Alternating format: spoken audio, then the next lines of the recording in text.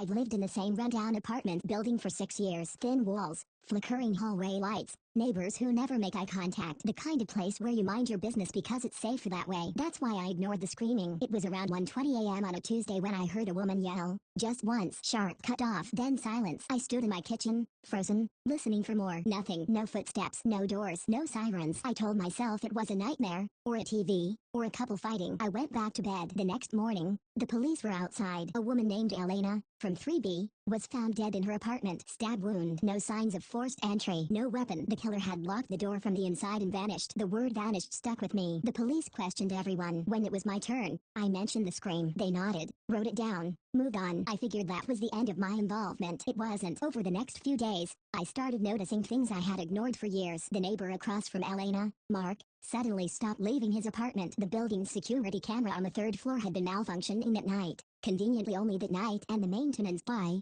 Ron, kept asking people what time they'd gone to bed. That last part bothered me. Ron had keys to every apartment. Then I remembered something small. So small I almost didn't think it mattered. The night of the scream, about 10 minutes after the silence, I heard footsteps in the hallway. Slow, heavy, like someone carrying something. At the time, I thought it was Ron. He often worked late. 3 nights later, I couldn't sleep. I went to throw out my trash and noticed something strange near the maintenance closet in the basement. A dark stain on the floor, half cleaned, like someone had tried, and failed, to scrub it away. I took a photo. The next day, I sent it to the police. They came back with luminol. The basement lit up like a constellation. What I didn't know was that Ron had been having an affair with Elena. She'd recently told him she was ending it, and that she'd tell his wife if he didn't. That scream. It wasn't a fight. It was realization. Ron stabbed her in a panic, waited until the building went quiet, then used his keys to move her body through the service stairwell, planning to dump it later. But something spooked him. He panicked again, put her back, locked the door, tried to erase the trail. He forgot the basement. When they arrested him, he didn't resist. He just looked tired, empty. At the trial, the prosecutor played my statement about the footsteps. Ron stared at the floor the entire time. I still live in the building. Elena's apartment is empty. Sometimes, late at night, I hear the pipes knock and think of that scream, the one I ignored. I don't ignore things anymore.